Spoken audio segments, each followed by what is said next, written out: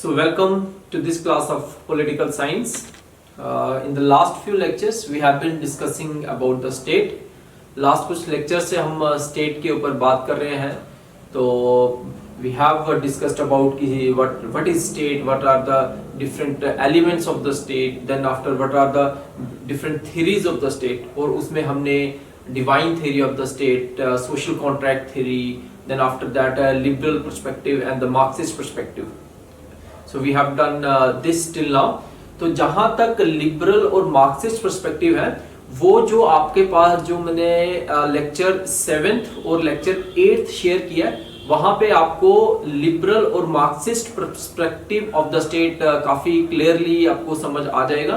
Okay लेकिन जो last video था that was the classical liberal theory of the state, but I think we are done with the concept of the state, the different theories of the state. So now we will move a bit forward. और आज जो है जो आज का हमारा topic है that will be sovereignty. Okay तो इसमें हम इस टॉपिक में जो आज का हमारा फोकस रहेगा that will be sovereignty, its meaning and its evolution.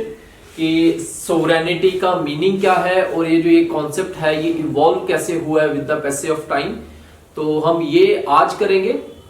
इसके अलावा हम इसी टॉपिक में in the next class we will be discussing about the different theories of the sovereignty, that will be monistic theory of the sovereignty and the pluralistic theory of the sovereignty.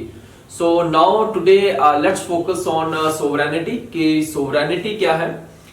देखो from the very first day when we start talking about political science तो उसमें हम state की बात करते हैं और state का जब हमने कॉन्सेप्ट किया और उसके कैरेक्टरिस्टिक्स किए तो उसमें ये चीज क्लियर है कि for a state to exist and for the existence of the state sovereignty is the most important element of the state.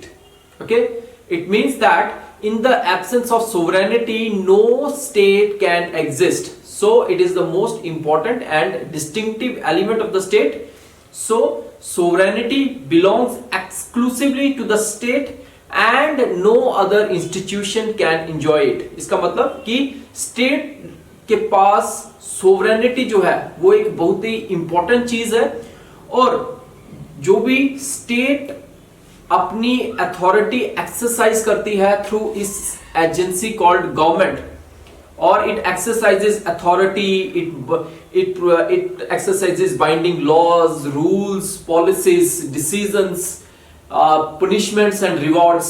तो जितनी भी चीजें स्टेट करती है उसके पीछे एक ही जो एस्पेक्ट है जो सबसे एसेंशियल है that is sovereignty. So it shows that कि sovereignty is a very important concept of political science. Fine. So now let's try to understand कि ये sovereignty होता क्या है. तो sovereignty as it is written here कि sovereignty is basically is a Latin word, ठीक, which is derived from the word called supranus, S-U-P-E-R-A-N-U-S, supranus, which means paramount or supreme. Okay, so sovereignty means paramount or supreme power of the state. So when we say sovereignty it means कि एक ऐसा element जो state को powerful बनाता है, जो state को all powerful बनाता है, that is sovereignty. Fine. So this is sovereignty. So इसके अलावा we have different definitions of sovereignty. So जितनी भी डेफिनेशंस है वो मोर और लेस यही चीज बोलती है कि sovereignty is basically the supreme will of the state. So sovereignty is basically it is a legal concept as a characteristic of the state by virtue of which it cannot be legally bound except by its own will. Means कि sovereignty एक ऐसी चीज है जिससे state जो है वो all powerful बनती है और उसके ऊपर कोई भी लिमिट नहीं लगा सकता except the state itself. Means कि internally as well as externally जितने भी स्टेट्स के डिसीजंस होंगे, जितने भी पॉलिसीज फ्रेम करेंगी, whatever the state wants to do, okay, the state will be all powerful according to the concept of the sovereignty. Fine.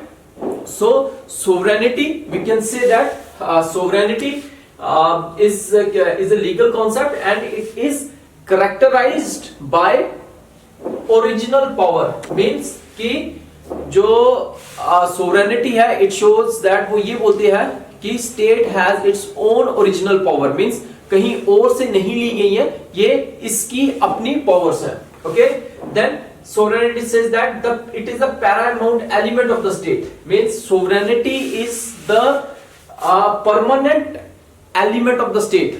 इसका कहने का मतलब ये हुआ कि इनकी जो sovereignty है वो एक परमानेंट एलिमेंट है. ओके, ये कोई टेम्पररी चीज नहीं है. फाइन. फिर इसके बाद है एब्सोल्यूट एंड अनलिमिटेड. कहने का मतलब कि जो सोवरेनिटी है that is absolute and unlimited. So it means कि कोई भी ऐसी चीज नहीं है जो स्टेट की पावर के ऊपर कोई लिमिट लगाए. सो that's what sovereignty said. It means that state is absolute and unlimited. then it sovereignty is exclusively to the state. कहने का मतलब कि स्टेट एक ऐसी चीज है, सोवरेनिटी एक ऐसी चीज है जो सिर्फ स्टेट के लिए ही है.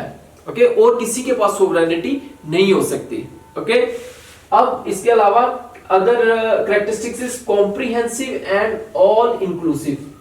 मींस कि जो सोवरेनिटी है that is a comprehensive concept and it includes everything and it cannot be taken away from the state. Fine. अब जब मैं आपको ये चीज समझा रहा हूं ना, तो I think I will try to make it more simple. ये सारे characteristics है ना, ये एक स्टेट को स्टेट बनाते हैं. मीन्स फॉर एग्जाम्पल के तौर पे, जैसे if we talk about in our day to day language, हम जैसे बोलते हैं Punjab is a state, Haryana is a state, Rajasthan is a state, और मीन कि ये जो डिफरेंट एंटिटीज हैं within the Indian state, उनको हम स्टेट्स बोलते हैं. But as a student of political science, okay, as a political scientist, we can not call these as states. क्योंकि ये सारी यूनिट्स है, फॉर एग्जांपल हरियाणा है, यूपी है, राजस्थान है, जम्मू एंड कश्मीर है, ठीक है, इनके पास चारों स्टेट को घोषित करने वाले एलिमेंट्स नहीं है. जैसे for example we take the example of Himachal Pradesh. Himachal के पास पॉपुलेशन है, टेरिटरी है, गवर्नमेंट भी है, सोवरेनिटी है नहीं है. क्योंकि जो हिमाचल की गवर्नमेंट है वो कहीं ना कहीं डिपेंडेंट है सेंट्रल गवर्नमेंट के ऊपर. ठीक है ना. So it shows that Himachal Pradesh और for sake any other state, they does not have the sovereignty, it does not have the power to take the decision at its own. So that's why we cannot call these units as states. So what we can call them as the parts of the states. Okay, so it means that only India is a state, जिसको हम बोलते हैं country बोलते हैं. ठीक है, India है, we have USA, Britain, Australia, and so many other countries. So these are called states. This is called state. This is called state. Okay. So इसका मतलब क्या हुआ कि एक एलिमेंट जो किसी स्टेट को स्टेट बनाता है, that is basically sovereignty. Okay. So sovereignty is basically it gives a legal connotation to the state. और फिर उसके बाद it says that sovereignty ये बोलती है कि sovereignty is the original power of the state, it is the permanent element of the state, it is absolute and unlimited, कि जो power है, जो sovereignty है उसके वो absolute है और उसके ऊपर कोई limit नहीं है. okay? इसके अलावा it is exclusive to the state, कि ये सिर्फ स्टेट के पास ही है और किसी और एजेंसी के पास नहीं है या और किसी ऑर्गेनाइजेशन या ग्रुप के पास नहीं है. इसके अलावा it is comprehensive and all inclusive. It means कि इसमें सभी चीजें इन्वॉल्व है और सभी चीजें इसमें इंक्लूडेड है. And finally it is inalienable, means state से सोवरेनिटी को अलग करना पॉसिबल नहीं है. Okay, so this is the basic और ये एक बेसिक अंडरस्टैंडिंग है सोवरेनिटी की। फाइन। अब इसके बाद, अब आई होप कि अभी तक आपको सोवरेनिटी समझ आ गया है कि सोवरेनिटी क्या है। अब इसके बाद हम थोड़ा सा ये बात करते हैं कि जो कॉन्सेप्ट है सोवरेनिटी का वो पॉलिटिकल साइंस में इवॉल्व कैसे हुआ है, मींस उसका हिस्टोरिकल इवोल्यूशन कैसे हुआ है। ओके, वैसे तो ये जो कॉन्सेप्ट है सोवरेनिटी का, ये ज्यादा पुराना कॉन्सेप्ट नहीं है। It has become more prominent and more important only in the 17th century, और इसके पीछे रीजन भी है। रीजन अगर मैं आपको जो स्टेट के हमारे डिफरेंट लेक्चर्स हुए हैं, अगर मैं उसी के ऊपर भी ले जाऊंगा, अगर आप इवोल्यूशन ऑफ स्टेट की भी अगर आप थोड़ा सा भी वहां पे देखोगे, तो नो डाउट कि जो ग्रीस का जो ग्रीक सिटी स्टेट्स में था, जो एंशियंट टाइम में था, या मिडिवल टाइम्स में रोमन एम्पायर था, या फ्यूडलिज्म था, उस टाइम पे जो पावर थी वो सेंट्रलाइज्ड नहीं थी। मींस कि उस टाइम पे there used to the power was highly decentralised, और वहां पे डिसेंट्रलाइजेशन का यहां पे क्या मतलब हुआ कि there was no one authority which is controlling the different aspects of the state. उस डिसेंट्रलाइजेशन को जो आज का पंचायती राज सिस्टम है उससे नहीं कंपेयर करना। दैट डिसेंट्रलाइजेशन इज बेसिकली कि there were overlapping powers, means कि एक ही जमीन के ऊपर अलग अलग जो फ्यूडल लॉर्ड्स थे उनका कंट्रोल होना। सो ठीक है। So what I am trying to say here is that कि जो कॉन्सेप्ट है सोवरेनिटी का, it has evolved no doubt in the 17th century, लेकिन इसका कुछ एवोल्यूशनरी ग्रोथ या उसके हम थोड़ा पास्ट के ऊपर भी जा सकते हैं। जैसे कि एंशियंट टाइम में Greeks they were aware of sovereignty, but the concept of course it came in the 17th century. जैसे during the ancient times, what Aristotle said, Aristotle basically he was aware that the exercise of the sovereign power by state is necessary for self sufficiency, means कि किसी भी state के पास sovereign power होना जरूरी है। किसके लिए? उसको आत्मनिर्भर बनने के लिए, उसको सेल्फ सफिशिएंट होने के लिए। ओके, इसके बाद after the ancient times, during the medieval times, the Roman thinkers also, they according to them that the state need power to control the people of the state, कि जो state है उसको power चाहिए ताकि वो लोगों को कंट्रोल कर सकें। फिर उसके बाद जो रोमन एम्पायर था, बट उसमें प्रॉब्लम क्या थी कि जो रोमन एम्पायर था it was disintegrated and it was fragmented to large number of states, और वो स्टेट्स थी they were controlled by the feudal lords, और ये वजह थी कि वहां पे जो सोवरेनिटी का कॉन्सेप्ट जिसकी हम अभी बात कर रहे हैं, ठीक है, जो हमने ये जो कैरेक्टरिस्टिक्स की हैं वो उस टाइम पे वहां पे उनको इंप्लीमेंट करना पॉसिबल नहीं था। ओके, इसके अलावा मिडिवल टाइम्स में एक और जो इंपॉर्टेंट चीज है दैट जो हमने लास्ट क्लासेस में भी बात किया है, that is basically the controversy और द कंटेंशन, ठीक है, the contention between the state and the church. So the Roman thinkers that the contention between the church and the state, और because of that contention what was the problem, उस contention के कारण state अपने rules create करते थे through the king and church through papacy और through the pope. So there was a kind of conflict और there was a kind of contention, controversy between the king and the pope. So that's why उस time पे भी जो sovereignty का concept जिसकी हम आज बात करते हैं वो उसको उस तरीके से इंप्लीमेंट करना पॉसिबल नहीं था।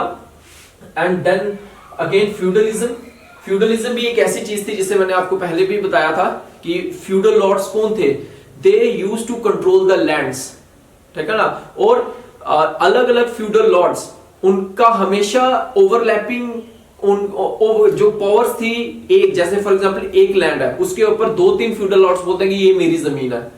सो किसी का भी कंट्रोल नहीं था और लॉज भी कोई स्पेसिफिक लॉज नहीं थे। सो that's why at that time sovereignty could not have been implemented. Okay, लेकिन हुआ क्या कि especially after the Renaissance and the Reformation, we in the 17th century from 1618 to 1648 we saw the coming of the happening of the Treaty of Westphalia. और इस treaty का मैंने पहले भी 2-3 बार जिक्र कर दिया हुआ अभी लास्ट क्लास में भी जब इवोल्यूशन ऑफ द स्टेट किया था वहां पे भी ट्रीटी ऑफ वेस्टफेलिया का बात किया था और मैंने आपको बताया भी बोला भी था कि यू शुड स्टडी दिस, ये ट्रीटी ऑफ वेस्टफेलिया क्या है. बेसिकली यूरोप में 30 साल तक ब्लडी वॉर्स हुए फ्रॉम 1618 से लेके 1648 तक 1648 तक. ओके, तो उन वॉर्स वो वॉर कब खत्म हुई? After the treaty of the Westphalia. और उसी के बाद जो नेशन स्टेट का कॉन्सेप्ट आया कि the formation of the state, कि हर एक जो कंट्री है उसकी अपनी स्पेसिफिक बाउंड्रीज होनी चाहिए, उसका कोई एक सिस्टम ऑफ गवर्नमेंट होना चाहिए, उसकी जो गवर्नेंस है वो अंडर लॉज होनी चाहिए. ओके, उसकी कोई specific boundaries and it should have sovereignty. Means कि उसकी जो इंटरनल डिसीजंस हैं उस कंट्री के, मींस उस स्पेसिफिक बाउंड्रीज के बीच में जो गवर्नमेंट है उसके जो इंटरनल एज वेल एज जो एक्सटर्नल डिसीजंस हैं वो खुद ले. ठीक है, ना कि कोई बाहर की जो कोई एजेंसी है वो उसको कंट्रोल करे. Okay, so this happened. Now after talking about this concepts, we can say that sovereignty is basically the territory bound. So after the treaty of Westphalia, Westphalia ने क्या बोला कि territorially bound sovereign states with centralised administration. Means जो कि medieval times में missing थी, the centralised administration वो नहीं थी. So that's what the Westphalia did. The Westphalia the contribution of the treaty of the Westphalia. और ये मैंने आपको पहले भी बताया था कि from 1648 to 1949 Westphalian system of states ruled the world. Means जो कंट्रीज थी वर्ल्ड की, that was ruled through the Westphalian system. Okay, इसके बाद when we will discuss about some thinkers, ठीक है, जिनकी कंट्रीब्यूशन से ही सोवरेनिटी का जो कॉन्सेप्ट है वो इमर्ज हुआ है, उसका डेवलपमेंट हुआ है. उसमें कुछ इंपॉर्टेंट थिंकर्स हैं जिनका मैं नाम लूंगा और उनके मैं बारे में थोड़ा सा आपको बताऊंगा कि what they have basically said. First comes the name of Jean Bodin. Okay, so what he says, according to Jean Bodin, sovereignty as the supreme power over citizens and subjects unrestrained by law. means sovereignty जो है वो एक supreme power है state की citizens के ऊपर, ठीक, और सब्जेक्ट्स के ऊपर, और वो किसी और लॉ से रिस्ट्रेन नहीं होती. ओके, और ये जीन बॉडिन ही थे जिन्होंने इंटरनल सोवरेनिटी का जो कॉन्सेप्ट है, मींस कि जो कंट्री है वो इंटरनली सॉवरेन होने चाहिए, वहां पे इंटरनली जो उनकी डिसीजन मेकिंग है या जो डिसीजन इंप्लीमेंटेशन है वो एक स्पेसिफिक रूल्स एंड पॉलिसीज के अकॉर्डिंग होना चाहिए. So that he talks about basically the internal sovereignty. Okay, after Jean Bodin I will take the name of Hugo Grotius. Hugo Grotius, basically he is also called the father of international law. Or according to Hugo Grotius, independence of sovereign state from foreign control means कि जैसे gene बॉटिन ने internal sovereignty की बात किया था ना, वैसे हुगो Grotius ने एक्सटर्नल सोवरेनिटी की बात किया था. मींस कि एक्सटर्नली जो कंट्री है they should not be controlled और they should not be manipulated by other powers. क्यों? क्योंकि ये टाइम था द 17th सेंचुरी, इस टाइम पे imperialism and colonialism was at its peak.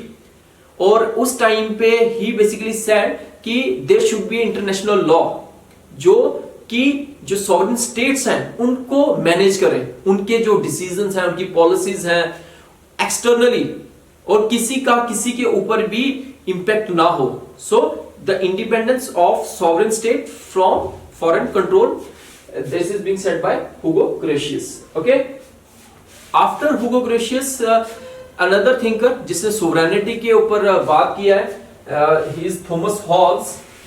Social contract theory जब हमने पढ़ी थी वहां पे भी हमने थॉमस हॉब्स का नाम लिया था, और वहां पे भी थॉमस हॉब्स की जो बुक है लिवियाथन, ओके, उसमें we have talked about that he has basically talked about absolute sovereign, he has talked about absolute sovereignty, okay। इसका मतलब यहाँ पे क्या हुआ कि जैसे मैं आपको समझा रहा हूं यहाँ पे कि मिडिवियल टाइम्स में डिवाइन सिस्टम जो था वो प्रेवेलेंट था, ओके, लेकिन जो मॉडर्न टाइम्स आया उसमें डिवाइन सिस्टम जो है उसको नकार दिया गया, ठीक। तो जो मॉडर्न सिस्टम था उसमें after the divine there came the absolute monarchy और the absolute sovereignty, absolute sovereign, so that was put forward by Thomas Hobbes. So it says that the absolute power of the sovereign, fine. After Hobbes we have John Locke. So Locke के बारे में भी हमने last class में भी उसका जिक्र किया था, उससे पहले भी सोशल कॉन्ट्रैक्ट थ्योरी में उनकी बात किया है। लास्ट क्लास में मैंने आपको बताया था that he is the father of liberalism. तो जो जॉन लॉक है, he has basically talked about the limited power of the government, means he has talked about limited sovereignty, means कि सोवरेनिटी होना चाहिए लेकिन वो उसके ऊपर कॉन्स्टिट्यूशनल लिमिट्स होना चाहिए, okay. So after John Locke we have J Rousseau. तो Rousseau he has basically talked about popular sovereignty. So he says that popular sovereignty based on general will, popular sovereignty based on general will। अब ये general will क्या है, ये आप social contract theory में जब आप रूसो को पढ़ोगे वहां पे मैंने आपसे डिस्कस किया होगा कि जनरल विल क्या है। It means the will which is free from any selfish interest, means which is the will of all the people, that is basically the general will. So according to him he has basically focused on popular sovereignty based on general will, okay। after Rousseau we have Hegel। और Hegel जो है इन्होंने भी Rousseau को ही उनके argument को आगे forward किया है, and he has talked about the sovereignty as all powerful, all inclusive and omnipotent state, okay. After Hegel we have Bentham. Bentham ने कहीं ना कहीं जो थॉमस हॉब्स का आइडिया है द एब्सोल्यूट सॉवरेन, लेकिन उन्होंने बेसिकली बात किया है the legal supremacy of the state, कि जो स्टेट है वो एब्सोल्यूट होना चाहिए but the legal supremacy of the state, okay. It is Bentham. And after Bentham we have the most important thinker who has talked about John Austin. और जब हम theories of the sovereignty पढ़ेंगे next class में, तो वहां पे we will be discussing about the monistic theory of sovereignty. और जो मोनेस्टिक थ्योरी ऑफ सोवरेनिटी है वो जॉन ऑस्टिन ने ही दी है। उनकी किताब का नाम है लेक्चर्स ऑन ज्यूरिस्प्रूडेंस, जो उन्होंने 1832 में लिखी है। तो उसमें उन्होंने basically monastic theory of sovereignty की बात किया है। तो उसमें ये क्या बोलते हैं कि sovereignty as absolute, comprehensive, permanent, exclusive, inalienable and indivisible power exercised by sovereign which makes a society political and independent community and that community is called state। मतलब जो मैंने अभी आपको ये उनका अंडरस्टैंडिंग बताया स्टेट का, वो कहीं ना कहीं ये जो हमने यहाँ पे कैरेक्टरिस्टिक्स की हैं वो कहीं ना कहीं उसी को दोहरा रहे हैं कि जब ये सारे कैरेक्टरिस्टिक्स इंक्लूड होंगे और वो कैरेक्टरिस्टिक्स कोई सॉवरेन उसको एक्सरसाइज करेगा और उस सोसाइटी को, वो सोसाइटी इंडिपेंडेंट होगी और that will be A political community, और उस पॉलिटिकल एंड इंडिपेंडेंट कम्युनिटी को क्या बोला जाएगा, स्टेट बोला जाएगा, okay. So after this finally जिन्होंने सोवरेनिटी के ऊपर बात किया है that is the pluralistic thinkers. So pluralistic thinkers, what do they say? They say that कि जो जॉन ऑस्टिन बोलते हैं कि monistic theory and the legal and the कि ये स्टेट है, जो सोवरेनिटी है, that is the supreme will of the state, और कोई भी ऐसा इंस्टीट्यूशन नहीं है जो स्टेट के ऊपर है। तो वहां पे जो प्लूरलिस्टिक थिंकर्स हैं, like we have Barker, MacIver, Laski, और भी बड़े सारे थिंकर्स हैं, दे हैव एडवोकेटेड, उन्होंने ये बोला है कि सोवरेनिटी जो है वो डिविजिबल है, okay, and state does not have the absolute monopoly over sovereignty. मतलब वो ये बोलते हैं कि स्टेट जो है उसकी पूरी की पूरी मोनोपोली नहीं है, और भी बड़े सारे इंस्टीट्यूशंस हैं जो स्टेट के साथ पावर्स जो है वो शेयर करते हैं, okay. So these are the different thinkers and the different approaches जिससे वो sovereignty को understand करते हैं, okay। So this was the basic understanding of sovereignty, और finally in the end I would like to tell a bit more about कि जो sovereignty है वो different forms में exist करती है, और वो फॉर्म्स क्या है? We have legal sovereignty. Legal sovereignty means कि supreme power to make laws binding on people, that is legal sovereignty. और जो लीगल सोवरेनिटी है वो डिपेंड करती है पॉलिटिकल सोवरेनिटी के ऊपर, और जो पॉलिटिकल सोवरेनिटी है it means that political sovereign is behind the legal sovereign, okay. और who is the legal sovereign? That is being explained by the popular sovereignty. This is that people are the ultimate source of all authority. जैसे हमारा जो constitution है, the Indian constitution, उसमें हमारा जो preamble है, तो उसका जो फर्स्ट लाइन है, we say that we the people of India, it means the source of all authority is the people. So people are more powerful, so that is the popular sovereignty.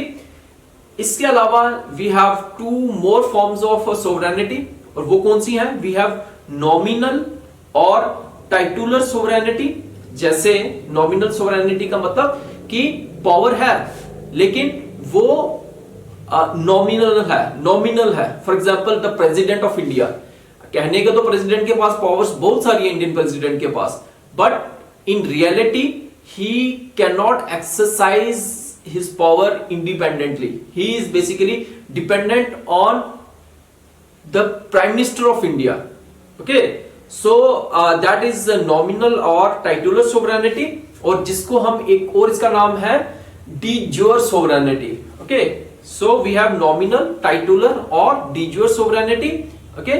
And finally lastly we have real और de facto sovereignty, means वो sovereignty, वो power जो actually में है, जो reality में है, और वो किसके पास है? The prime minister of India, the president of United states of America, okay, the prime minister of Britain, okay.